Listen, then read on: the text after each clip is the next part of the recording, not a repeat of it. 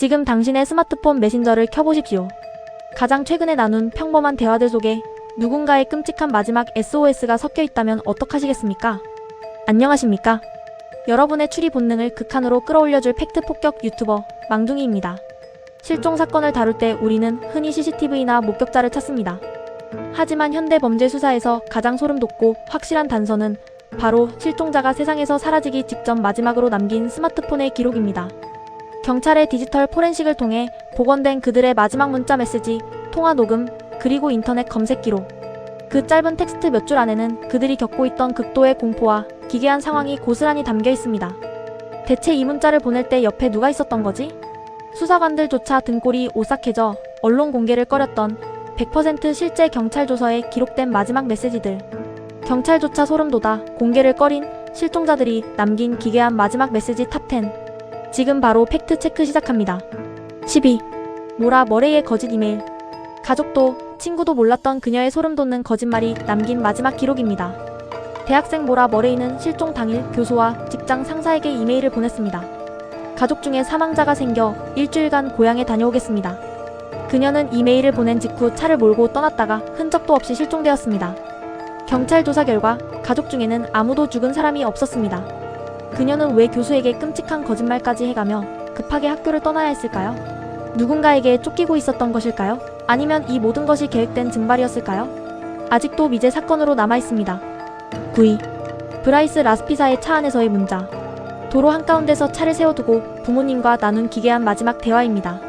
대학생 브라이스는 부모님 집으로 차를 몰고 가던 중 새벽 2시에 어머니에게 문자를 보냅니다.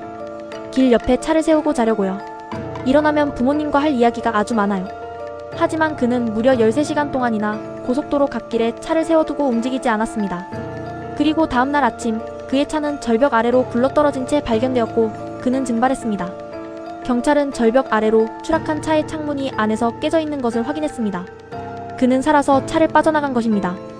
도대체 13시간 동안 차 안에서 무엇을 쳐다보고 있었으며 부모님에게 꼭 해야만 했던 그 이야기는 무엇이었을까요?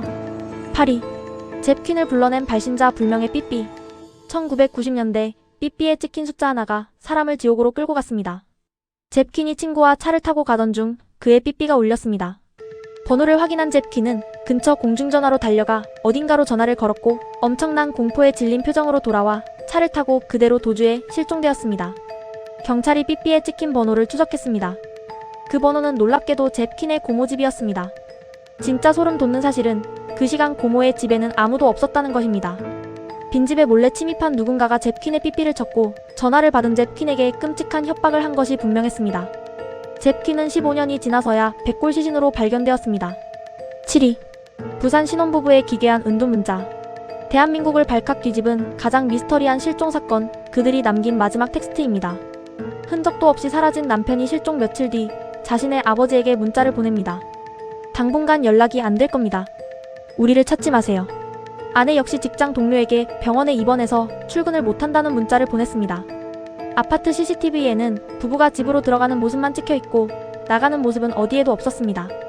경찰 포렌식 결과 아내가 보낸 문자는 평소 아내의 띄어쓰기나 말투와 완전히 달랐습니다. 게다가 병원에 입원했다는 것도 거짓말이었죠. 누군가 부부의 휴대폰을 빼앗아 조작한 것일까요? 아니면 부부가 철저히 계획하여 연막을 친 것일까요? 부부는 아직도 대한민국 어딘가에 혹은 세상 밖으로 증발해버렸습니다. 6위. 크리스와 리산의 90장의 암흑 사진. 파나마 정글에서 실종된 두 네덜란드 여성. 그녀들이 남긴 소름 돋는 디지털 기록입니다. 실종된 지 11일째. 정글에서 발견된 그녀들의 카메라와 휴대폰 포렌식 결과는 충격적이었습니다. 휴대폰에는 구조를 요청하는 1일이 9일을 전화 기록이 가득했지만 어느 순간부터 비밀번호를 틀리기 시작했습니다. 그리고 한밤중에 정글 속에서 허공과 바닥을 향해 플래시를 터뜨리며 찍은 새까만 사진 90장이 카메라에 연속으로 남아있었습니다. 경찰은 이 기록을 보고 경악했습니다. 비밀번호를 틀렸다는 것은 휴대폰의 주인이 죽거나 다쳐서 다른 사람이 휴대폰을 조작하려 했다는 뜻일 수 있습니다. 90장의 캄캄한 사진은 야생동물을 쫓기 위해 플래시를 터뜨린 것일까요? 아니면 누군가에게 쫓기며 마지막 구조 신호를 보낸 것일까요? 그녀들은 백골이 되어 발견되었습니다. 자, 여기까지 보시면서 숨이 턱 막히지 않으십니까? 단순한 텍스트와 통화 기록 몇 개가 수만 가지의 끔찍한 상상력을 만들어냅니다. 이제부터 등장할 탑5는 경찰조차 듣고 귀를 의심했던 실제 오디오와 소름 돋는 검색 기록들입니다. 5위. 라르스 미탄크의 공포의 공항 질주 문자.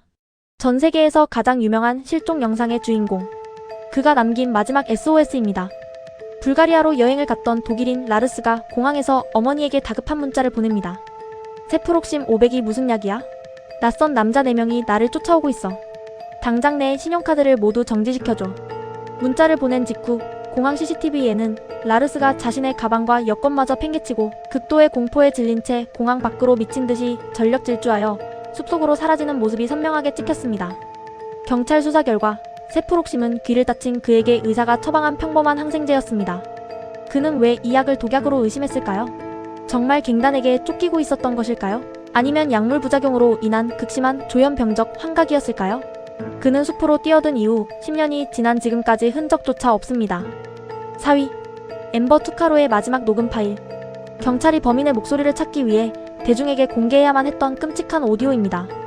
캐나다 원주민 여성 앰버 투카로가 실종 전 교도소에 있는 오빠와 통화하던 중 녹음된 17분짜리 통화 파일입니다. 그녀는 히치하이킹을 위해 낯선 남자의 차에 타 있었습니다. 통화 내용에는 앰버가 운전자에게 따지는 목소리가 선명합니다. 지금 어디로 가는 거야?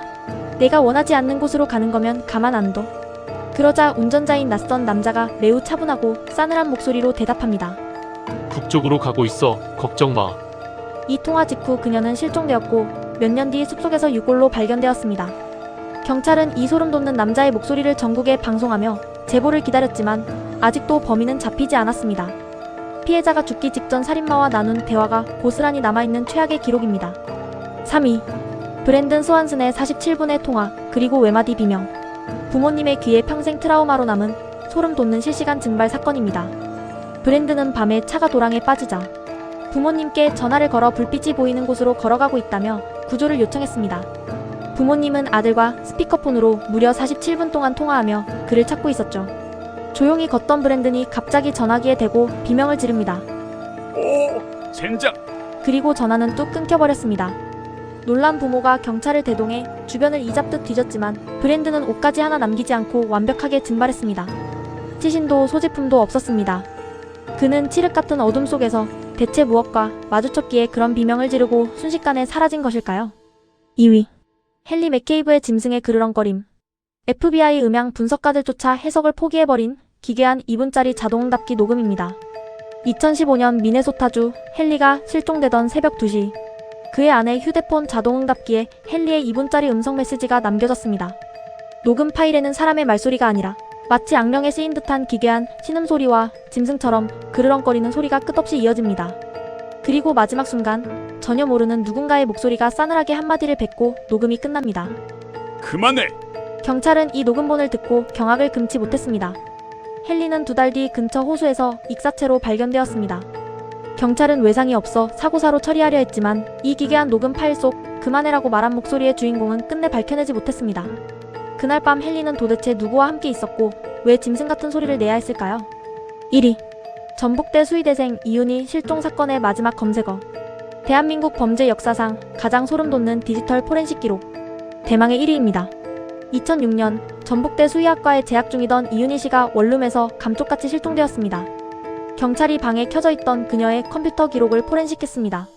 실종 당일 새벽 2시 58분. 그녀의 컴퓨터 인터넷 검색창에 마지막으로 입력된 단어 3개. 그것은 바로 112 그리고 성추행이었습니다.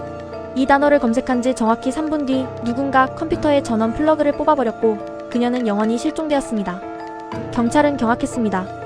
그녀가 방 안에서 성추행범에게 위협을 당하는 일촉즉발의 상황에서 살기 위해 컴퓨터로 112를 검색했던 것일까요? 아니면 그녀를 살해한 범인이 수사에 혼선을 주기 위해 일부러 검색해둔 연막이었을까요?